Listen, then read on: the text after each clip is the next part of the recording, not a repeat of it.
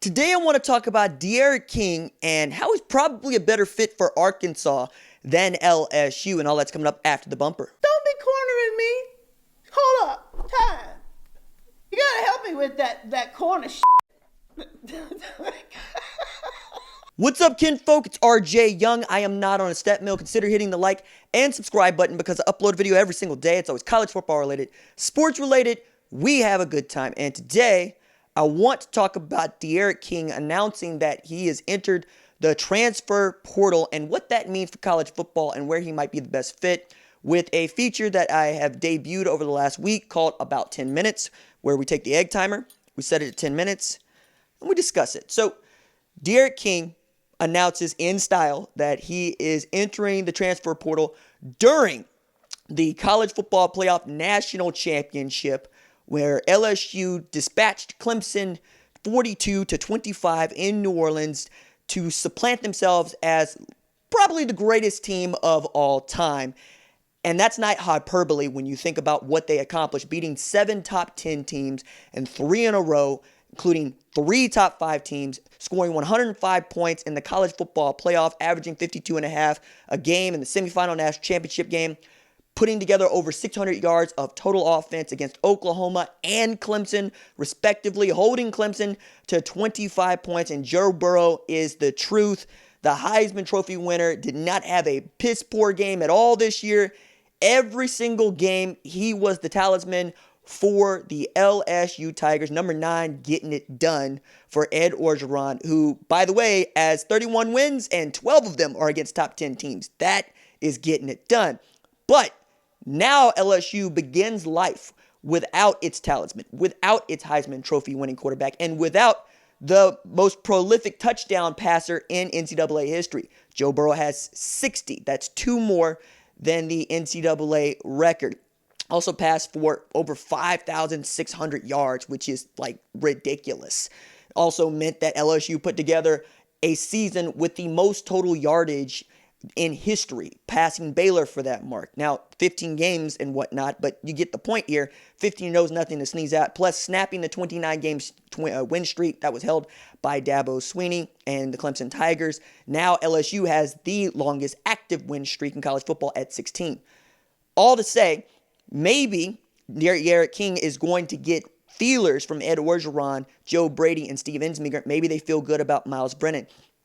There are plenty of LSU fans who feel like Myles Brennan could be their heir apparent and next up. But with De'Aaron King in the portal, there seem like there are 3 options here. LSU, who we know about and we understand what kind of weapons he would have there. We also know what kind of defense he would have at his back, and he would be the quarterback for the defending champions. And his story would kind of sort of look like Jalen Hurts' if Oklahoma had won a national championship. We know they hadn't, but what I mean is he's going to come into a situation with a good offensive line, outstanding skill player positions, and get an opportunity to compete for the conference championship in the best conference in all of college football, and perhaps try to go back-to-back for LSU's 5th national championship in program history. But Miami feels like a good fit because Rhett Lashlee is the new offensive coordinator there. He would have some weapons. There's a number of guys that already decided they're going to go into the league. Among them is DJ Dallas. Jeff Thomas, we know, is also gone. I don't know that Miami is a great fit, but I know in the ACC you would have an opportunity to go at some traditionally good Power 5 programs, even if they haven't been in recent years. I mean, it was 2013 when Florida State won the national championship. Feels like they have fallen so far, but Mike Norvell is also in need of a quarterback, right? And that's the other place that I was going to think about. I guess that's 5 that we got to throw in there for De'Aaron King to consider. But with 1 year of eligibility, you know that his goal right now is to, 1, get to the NFL as a quarterback and compete for championships. And LSU fits that bill in a way that just Florida State and Miami don't. On the other hand, there's Arkansas, which I know feels like the glove here, and fit like for head coaches is important when we're talking about quarterbacks. If for no other reason than the most prolific season that De'Aaron King put together was with Kendal Briles as his offensive coordinator, which means that he knows all about Kendal Briles' veer and shoot offense. I like this offense. I know that these are trade secrets that are held close by the Briles family And that arm of the Briles tree, to say nothing of what Dino Babers has been trying to do with the Syracuse Ornament, bringing in Sterling Gilbert to try to help him out with that, who, among other things, coached Jimmy Garoppolo at Eastern Illinois to a Walter Payton Award and a 5,000-yard passing season. So we know this offense works wherever it goes. Sterling Gilbert won 11 games at South Florida. We also know that in Arkansas, in the SEC West, that's a tough climb for Sam Pittman. And I'm pulling for Sam Pittman. I'm pulling for the Razorbacks. They have been bad for so long. They deserve some joy. But is it going to be enough? Because no matter what your non-conference looks like in the SEC West, you still have to run the gauntlet that is now that division with Gus Malzahn, Nick Saban, Lane Kiffin, Mike Leach, Jimbo Fisher, and of course the national champion Ed Orgeron. So Sam Pittman has some work to do, but this could be a great recruiting coup because you would also be set up for whoever you might want to be your next quarterback. I think Malik Hornsby is a really good fit for Arkansas, and he would do well not only commit and sign there, but to serve a year underneath D'Eriq King, who would know the offense, and Kendal Briles, who would be able to teach him the offense while running scout team. I guess the other place I think that Malik Hornsby might be a good fit would be Houston, depending on how you feel about Dana Holgorsen and his version of the air raid. But when we look at what D'Eriq King has done, 2,800 yards passing, over 600 yards rushing, in 2018, just the sixth player in NCAA history since 2000 to put together 50 plus responsible for scoring touchdowns, 50 TDs plus responsible for in a season. So he was a fantasy dynamo in 2018 and decided to redshirt after the 4 games that were played again, where he was passing for like 52%. He wasn't an outstanding passer. He threw a couple of interceptions. It became clear that Dana Holgorsen didn't like this group of kids, called them not tough when he got over there, talking about how they're going to work hard for the first time in some time. And we saw what that yielded, not a whole hell of a lot.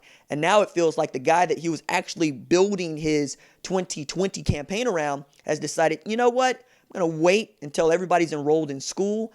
I'm going to be enrolled in school. I'm probably going to finish out my semester at Houston, and then I'm going to try to get it figured out. Although, maybe, and this is what we need to figure out, D'Eriq King can grad transfer and do more than just be eligible right away, right? Because we know the red shirt, but also maybe leave Houston with his diploma, be enrolled in grad school, and maybe that gives you a grace period to enroll a little bit later so he could get to wherever he wanted to go in January as opposed to waiting till the summer, which I think is what most schools would want him to do, and I'm sure that Arkansas would love to be able to work with him. I'm going to come down on it and say, yeah, I think LSU would be a great place for him to be, but Arkansas is probably the better fit. I think that Kendal Briles is going to be able to help him build. I think Sam Pittman's going to be able to get in not just great offensive line kiddos, because we know that he's an elite recruiter. He's going to get into great skill position players. And we know that Hot Sauce is Brad Davis. That is Hot Sauce from Louisiana, played at Oklahoma. Offensive line coach. He's going to be going into Louisiana to go steal a couple of recruits. We know that they're right there next to Tennessee. You can go into Mississippi when you need to. Oklahoma when you need to. Got Miles Slusher, who was a blue chip recruit out of Broken Arrow, Oklahoma. And you can go into East Texas and win. I like the fit if they can put some tools around him. I just don't know that they'll be able to put enough tools around him this year. But they do return their best skill player, running back, at Arkansas. So you're going to be able to run the ball with those two. It's about, are you going to be able to have guys on the outside? And I think you are, because this offense is designed to stretch the field. It's designed to get numbers in the box to 5 and 6. You're going to force people to spy D'Eriq King. He's going to have guys that are running free. It's about whether or not they can hold on to the football.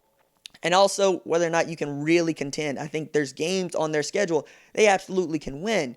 But looking around this conference, it's just stout, because once you get out of the SEC West, it's not like it gets any easier.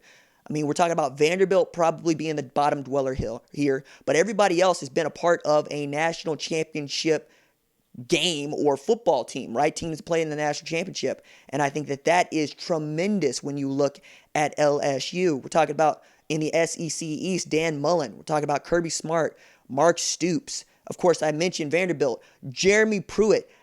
Man, what are you going to do if you are Arkansas except just try to rise to the challenge?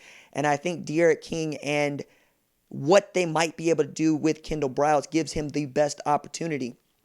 as opposed to going to Schein, as opposed to going to LSU, try to learn that air raid system that Joe Brady and Steve Ensminger are running out there. If LSU comes knocking on your door, it's going to be difficult to say that you shouldn't go and play for Ed Orgeron and play with that group of skill players that he's bringing in. But if you want to be comfortable, if you want to be loved, if you want to be the man, Arkansas might be the place for De'Aaron King to be. All right, that's it for me. Deuces.